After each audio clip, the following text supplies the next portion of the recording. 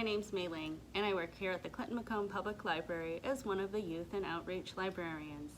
Today, I'm going to show you how to make an Alka-Seltzer lava lamp. So here's what we'll need. We'll need water, oil. You can use vegetable oil, which is pretty clear, or you could use a baby oil, which is totally clear. We'll need a jar, a glass jar, or clear plastic jar like this one. We'll need some Alka-Seltzer tablets and some food dye. I have red here. So first what we're going to do is we're going to take our oil and we're going to fill the jar up about 2/3 with oil.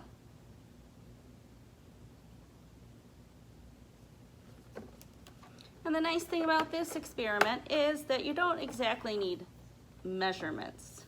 You can sort of eyeball it. The next thing I'm going to do is add some water up to about this line right here.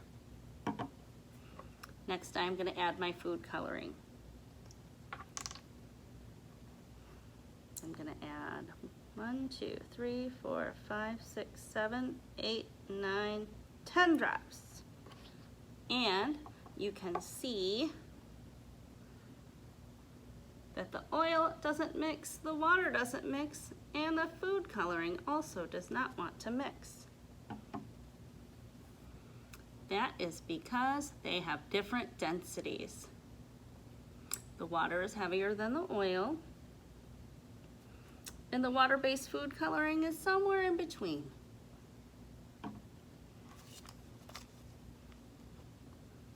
If we take a spoon and mix it, you'll see that some of the food coloring does disperse into the water, but the droplets of food coloring that are in the oil still do not want to separate. So now we are going to open up our Alka-Seltzer tablets, and I'm going to break one. And I'm going to put it in, and as you can see, the Alka-Seltzer is the most dense of all and sinks right to the bottom.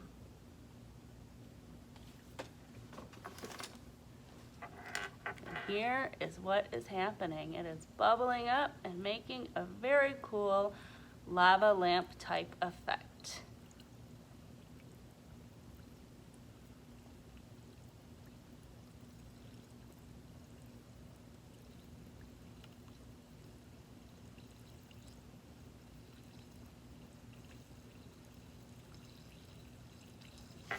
And you can see that now the water-based food coloring is finally totally dispersed into the water. But because oil and water are different densities and don't mix, it is creating this very cool effect. Now I'm going to set it down here.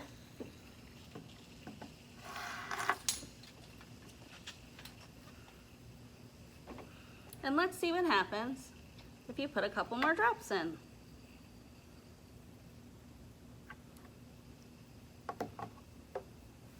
Because of everything that's going on, the food coloring is still staying at the top. You can see it hasn't really sunk down this time. Oh, there it goes, but it's going in a big glob. How cool.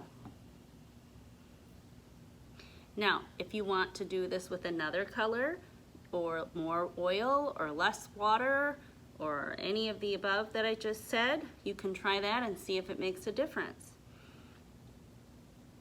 And you can also just do the water, the oil, and the food coloring without the Alka-Seltzer and see the different effect that that has, which is also very cool, but it doesn't have quite as much of a lava lamp effect.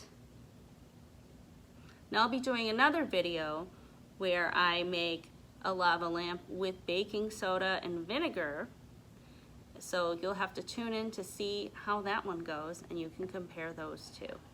And today we're going to be making a lava lamp. what we will need is some oil, the clearer the better, some vinegar, some food coloring, some water, and some baking soda. And here I have a clear jar. So into the jar, we will put our first ingredient, which is our oil. And I'm just using a vegetable oil.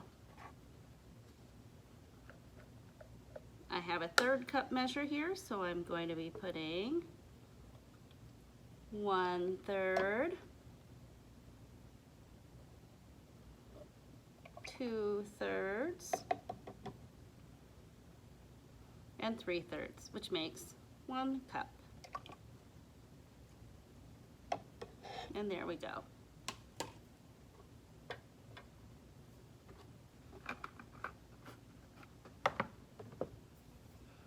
Next, we are going to add our 1/4 cup of white vinegar.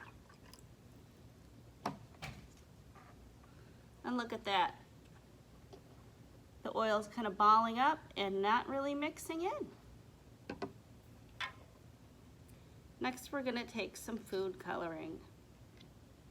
I have red here. And I'm going to put in 1, 2, 3, 4, 5, 6, 7 drops. And as you can see,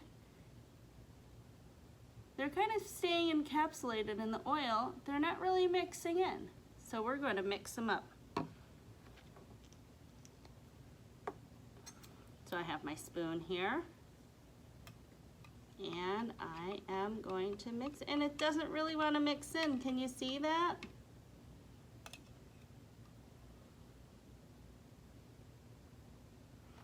So I'm going to keep mixing.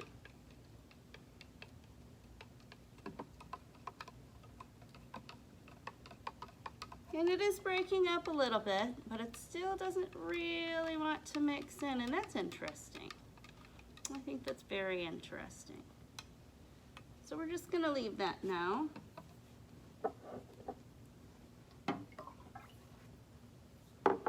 And we are going to take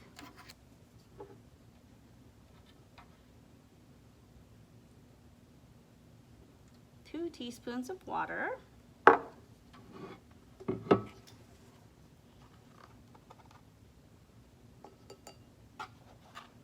And 2 teaspoons of baking soda.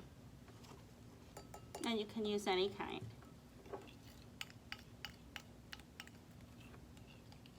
I'm going to mix that up into a paste.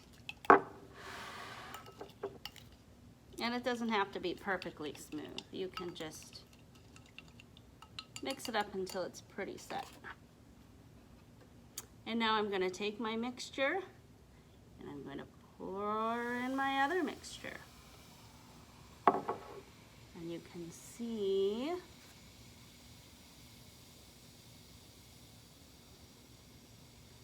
the very cool effect.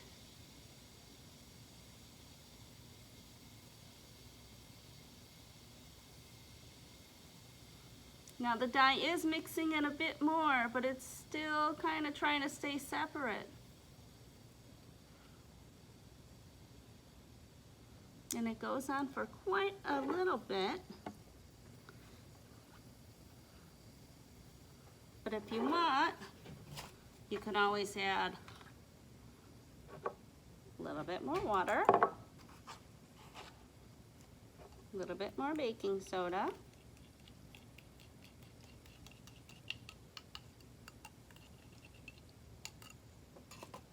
and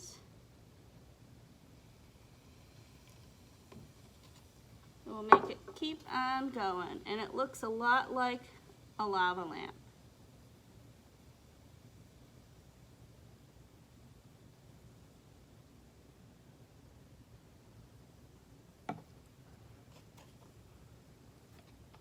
Now let's see.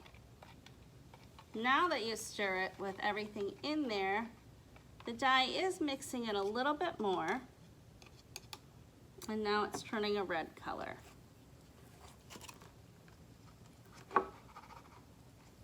Now let's see what happens if you just add just the baking soda.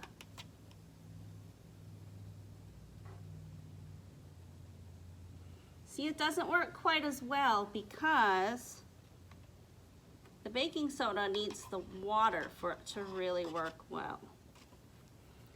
So remember, sometimes when you try an experiment, it might not always go right. So you can always try again and see what happens next. All right, thanks for watching. I'll see you next time. Bye.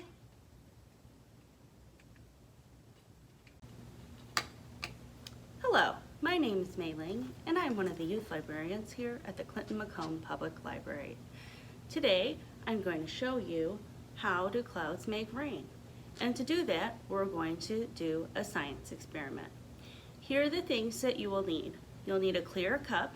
In this case, I'm using a clear plastic container that's just a little bit bigger, but you can use any size cup you want. I'm doing this so that you'll be able to see it better on the screen. We're also going to need water. I have a pitcher here. We're going to need shaving cream and some food coloring. I chose blue food coloring because that will represent our rain. So here are two predictions.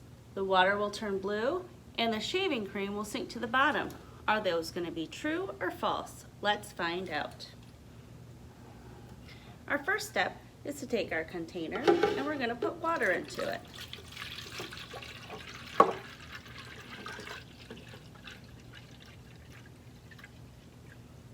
We're going to put this pitcher right in here. Next, the water represents air. Next, we're going to put a shaving cream cloud on top. And the cloud is going to be the water droplets.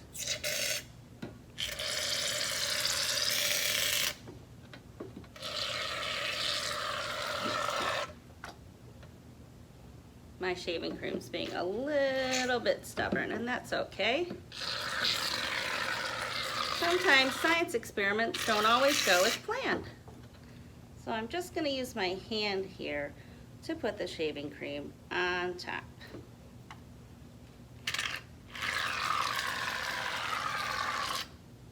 There we go.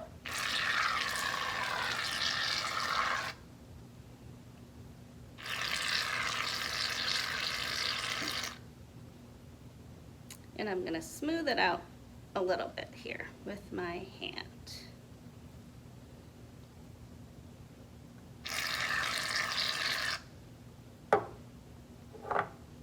Now, you can try this way once, and then you could even try it a second time using a thinner layer of shaving cream. That is up to you. And I'm going to wipe my hand off with some paper towel. All right, next we're going to take our blue food coloring and we're going to drop it on the cloud. This represents when the water gets heavier. I'm going to have to take away some of this here. Whoop.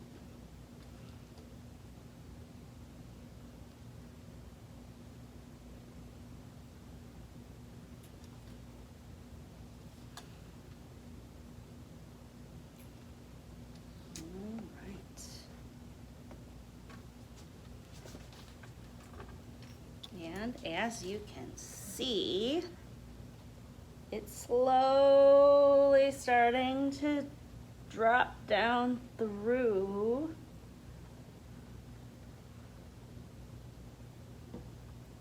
our shaving cream.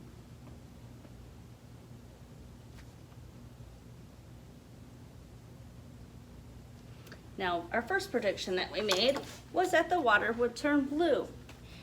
And it is, but it's not turning blue right away. That's because the food coloring is heavier or denser than the water. And our other prediction was that the shaving cream would sink to the bottom of the water. And that's not true because it has different density than the water. And look at it, it's making a beautiful swirling pattern. when the water gets heavy on the cloud, it has to sift itself through the shaving cream. And this is a great example of how water goes through a cloud, and that's how we get rain. You can try this with different colors. You can try it with less shaving cream. You can try it in a smaller cup. You could even do 2 different cups and compare and contrast them. So that is my cloud in a jar, and I hope you enjoy it, and I hope you try it at home.